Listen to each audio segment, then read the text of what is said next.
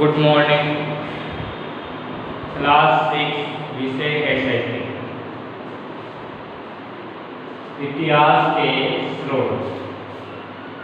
इतिहास के स्रोत यानी जो प्राचीन इतिहास हैं उसको हम किसके माध्यम से जानते हैं, इनके जानने के क्या क्या स्रोत हैं अपने पास। तो इतिहास के जो स्रोत हैं उनको हमने दो भागों में बांट दिया। कितने भागों में बांट दिया? दो भागों में बांट दिया, पुरातात्विक और साहित्यिक। साहित्यिक होता है जो लिखा गया है, आज से लिखा हुआ क्या कहलाता है? साहित्य लिखा जाता है। अब आज से हम कागज पे लिख सकते हैं, किसी पर दरख्त पर, किसी पर, यानी आज से जो लिखा हुआ होता है वो साहित्यिक स्रोत। पुरातात्विक में स्मारक जो लिखा नहीं गया है, पुरातात्विक में किसको रखेंगे? जो लिखा नहीं गया है, क्योंकि प्राचीन समय में लिखने के इनके पास साधन नहीं थे। पुरातात्विक में वो आएंगे जो लिखे नहीं गए। साहित्यिक में वो आएगा जो लिखा गया है, जो हाथ से लिखा गया है वो साहित्यिक स्रोत आएंगे। पुरातात्विक में वो आएंगे जो लिखे नहीं गए, बनाए गए। जो बनाए गए हैं वो पुरातात्विक स्रोत कहलाते हैं, जो लिखा गया है वो साहित्यिक स्रोत कहलाता है। तो इतिहास को जानने के लिए हमारे पास दो प्रकार के स्रोत हैं, साहित्यिक स्रोत और पुरातात्विक स्रोत। साहित्यिक स्रोत लिखा गया है और पुरातात्विक स्रोत बनाया गया। जैसे स्मारक बनाए जाते हैं, किसी की मृत्यु हो जाती है तो वहां क्या बनाए जाते हैं? स्मारक बनाए जाते हैं, चाहे वह खंडर हो या खड़ी हुई हो। स्मारक में अभी जो कुछ खड़े हुए हैं और कुछ गिरे हुए, वो क्या कहलाते हैं? स्मारक कहलाते हैं। प्राचीन काल के लोगों के जीवन के बारे में बताती। जो स्मारक है वह खंडर हो या खड़े हो, जो प्राचीन लोगों के जीवन के बारे में बताती है। किससे पता चलता है? प्राचीन समय में लोगों का जीवन कैसा था। नालंदा में, विक्रमशिला में जो विश्वविद्यालय थे प्राचीन समय में क्या थे? नालंदा और विक्रमशिला विश्वविद्यालय थे। नालंदा तो बनाया था गुप्त काल में कुमारगुप्त ने, जो बिहार गया में है। विक्रमशिला है जो धर्मपाल, पालवंश का शासक था धर्मपाल, उसने बनवाया था। तो ये प्राचीन समय में क्या थे? शिक्षा के केंद्र थे, जहाँ शिक्षा दी जाती थी। सांची के स्तूप है, सांची का स्तूप किसने बनाया था? मध्य प्रदेश में जो अशोक ने बनवाया था। महाबलीपुरम के जो रथ मंदिर है, महाबलीपुरम के रथ मंदिर है तमिलनाडु में, ये क्या थे? इत्यादि हमारे गौरव के इतिहास साक्ष्य हैं। पुरातत्व ये प्राचीन अवशेषों का अध्ययन करने वाला विज्ञान है। पुरातात्विक स्रोत क्या है? प्राचीन समय अवशेषों का अध्ययन करने का क्या एक विज्ञान है। पुरातात्विक अवशेष वे वस्तुएं एवं संरचनाएं हैं जो किसी स्थान पर खुदाई करके प्राप्त की जाती है। ये कहाँ मिले हमें? खुदाई में मिले हैं, या जहाँ पहले मानव बस्तियां थी जो खुदाई की तो ये प्राप्त हुए। सिंधु घाटी सभ्यता का ज्ञान अधिकांशतः पुरातात्विक अवशेषों के आधारित है। जो सिंधु सभ्यता, अब सिंधु सभ्यता नाम क्यों दिया इसको? क्योंकि ये सिंधु नदी के किनारे बस्तियां बसी हुई थी जो खुदाई में हमें बाद में मिली, इसलिए उसी नदी के आधार पर ही उसका नाम क्या दे दिया? सिंधु सभ्यता नाम दे दिया। सिंधु सभ्यता में सबसे पहले नगर खोजा था हड़प्पा। पुरातत्व शास्त्री उन वस्तुओं के आधार पर अतीत के रहने को प्रकाशित करते हैं, उनके आधार पर प्रमाण लगाकर लिखे जाते हैं। तो इनमें सिक्के, तो स्मारक क्या थे? सबसे पहले पुरातत्व में हमने क्या पढ़ा? स्मारक, चाहे वो खड़े हो या टूटे खंडरों के रूप में हो, जो किसी बारे में जानकारी देते हैं, प्राचीन समय के लोगों के जीवन के बारे में हमें जानकारी देते हैं। इसमें नालंदा विश्वविद्यालय, विक्रमशिला विश्वविद्यालय आया, आपको जो शिक्षा के बारे में जानकारी देते हैं। नालंदा था जो किसने बनवाया था? कुमार गुप्त ने बनवाया था। विक्रमशिला विश्वविद्यालय था जो महेंद्र ने बनवाया था। तो उस समय इन विश्वविद्यालयों में बाहर से विदेशी विद्यार्थी भी पढ़ने के लिए भारत में आया करते थे। सांची का स्तूप है जो किसमें आते हैं? स्मारक में आते हैं, मध्य प्रदेश में जो अशोक ने बनवाया था। महाबलीपुरम के जो रथ मंदिर है जो राजपूत राजाओं ने दक्षिण भारत में बनवाए हैं। पुरातत्व शास्त्र आ रहा है आपके, इसमें क्या है? जो खुदाई पुरातत्व शास्त्र में उनको रखते हैं जो प्राचीन मानव बस्तियां थी जो खुदाई करने के बाद हमें प्राप्त हुई, जैसे सिंधु सभ्यता।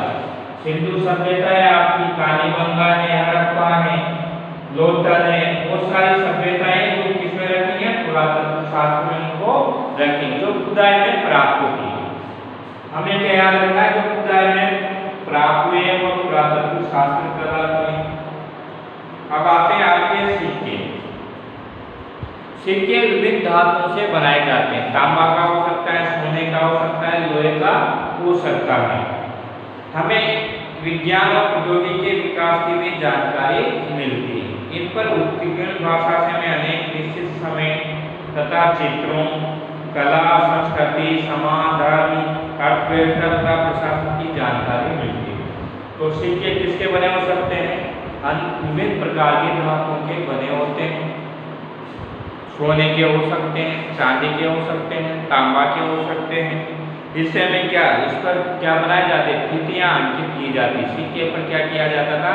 तिथि अंकित की जाती थी। राजाओं के चित्र बनाए जाते थे, इसलिए उनसे हमें उस समय की जानकारी मिलती है।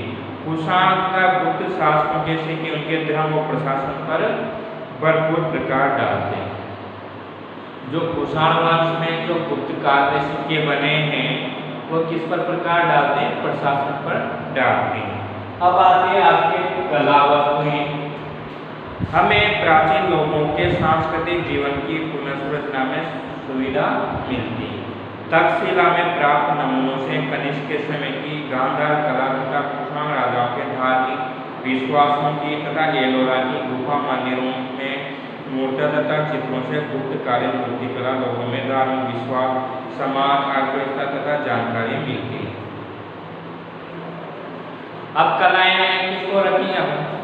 गुफाएं बनाई गई, विश्वविद्यालय बनाए गए, तो उनसे पता चलता है कि उस समय जो इनमें चित्र बने हुए वो धार्मिक प्रवृत्ति से थे या प्रकृति प्रेमी से थे। पशु पक्षियों के, पेड़ पौधों के बनाए गए तो किससे संबंधित? तो प्रकृति से होते हैं। देवी देवताओं के बनाए गए तो धार्मिक प्रवृत्ति के होते हैं। तो इससे पता चलता है। राजादेश या शिलालेख, तो राजा का आदेश था, वो बड़ी बड़ी शिलाओं पर खुदवाया जाता था, लिखा जाता था, उसको शिलालेख बोलते। शिला यानी पत्थर, लेख, पत्थर पर जो लेख लिखवाया गया है उसको क्या बोलते हैं? शिलालेख बोलते हैं। शिलालेख पत्थरों, शिलाओं, स्तंभों, धातुओं की प्लेटों, मिट्टी आदि पर लिखवाया जाता था। राजादेश एक शाही आदेश होता है, यानी राजा का एक आदेश होता था जो पत्रों तथा ताम्र पत्रों पर उत्कीर्ण होता था। अनेक शताब्दियां व्यतीत होने पर भी ये वस्तुएं जीव की त्यों सुरक्षित हैं। आज भी ये क्या है? सुरक्षित है।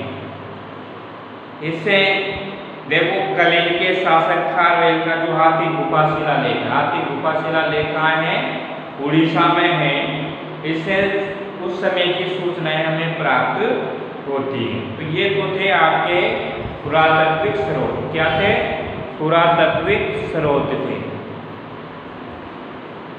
तो पहले हमने क्या पढ़ा? पुरातात्विक स्रोत, स्मारक, पुरातत्व शास्त्र, सिक्के, कला वस्तुएं और शिलालेख या राजा का आदेश।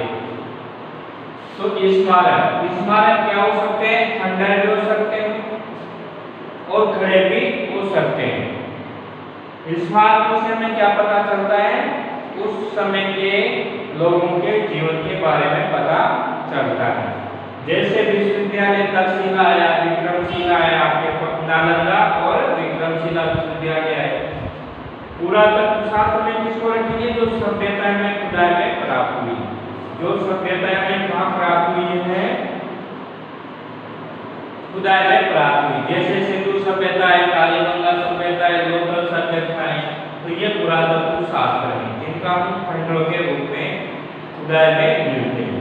सिक्के किसी भी धातु के बने हो सकते हैं। तांबा, चांदी, सोना अनेक प्रकार के धातु से बने हुए थे। सिक्कों पर क्या बनाए जाते थे? चित्र बनाए जाते थे, उनकी अंकित की जाती थी, उनसे उस समय की जानकारी हमें प्राप्त होती थी। कला वस्तुएं, कलाएं अनेक वस्तुएं बनाई जाती थी। भवन निर्माण वस्तुओं से बावड़ियां, तालाब बनाए जाते थे, चित्र बनाए जाते थे, गुफाओं के अंदर चित्र बनाए जाते थे। वो प्रकृति से संबंधित हो सकते हैं, धार्मिक हो सकते हैं, किसी वस्तुओं के बने हो सकते हैं। तो उस समय में पता चलता है कि भाई इस समय ऐसे चित्र बनाए, धर्म से संबंधित लोग ज्यादा थे, विश्वास करते थे, प्रकृति प्रेमी थे, इनके जो वस्तुएं बनाई गई है वो उस प्रकार की थी। राज्यादेश होता है जो शाही राजा का आदेश, यानी राजा के आदेश को किस पर लिखाया गया? शिलाओं पर लिखाया गया। पत्थर की शिला हो सकती है, ताम्र पत्र हो सकता है, लोहे के खंभे पे हो सकता है, उस पर लिखवाया जाता था। इसके बाद आते हैं साहित्यिक स्रोत, जो लिखा गया। ये तो क्या था? जो लिखा नहीं गया, इसको तो लिखा नहीं गया, अब इसको लिखा गया, इसलिए साहित्यिक स्रोत है।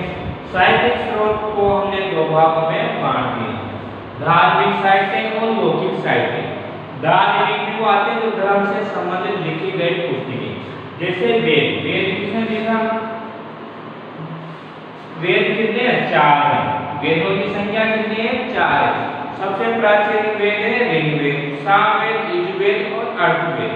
तो 4 वेद हैं। ऋग्वेद जो सबसे प्राचीन है, सामवेद है, अर्थवेद, यजुर्वेद है। रामायण में राम भगवान का चित्रण किया गया है। रामायण किसने लिखी थी? वाल्मीकि ने लिखी थी। महाभारत में किसने लिखा था? वेद व्यास ने लिखा। तो ये तो थे धार्मिक साहित्य जो धर्म से जुड़े हुए हैं। लौकिक साहित्य होते हैं जो लोगों से जुड़े हुए होते हैं, लोगों ने लिखी। अर्थशास्त्र एक पुस्तक है, किसने लिखी थी? कौटिल्य ने लिखी थी, या विष्णुगुप्त या चाणक्य, 3 नाम आते हैं उसके, चाणक्य, विष्णुगुप्त और कौटिल्य। तो अर्थशास्त्र कौटिल्य ने लिखी। राजतर्किणी जो कलर ने लिखी। राजतर्किणी में 12वीं शताब्दी का जो कश्मीर का इतिहास है उसके बारे में जानकारी प्राप्त होती है। इंडिका है, इंडिका मैक्सवेल ने लिखी थी। तो ये लौकिक और धार्मिक जो साहित्य है। अब कुछ पुस्तकों के नाम हैं जिनका अध्ययन हम कल वाली कक्षा में करेंगे। तो ये हमने आज इतिहास के स्रोत पढ़े, पुरातत्व स्रोत और साहित्यिक स्रोत। पुरातत्व स्रोत लिखे नहीं गए हैं और साहित्यिक स्रोत लिखे गए हैं। इनको हमने दो भागों में बांटा, धर्म से संबंधित और लोगों से संबंधित। जो लोगों के बारे में लिखा गया है, इसमें धर्म के बारे में लिखा गया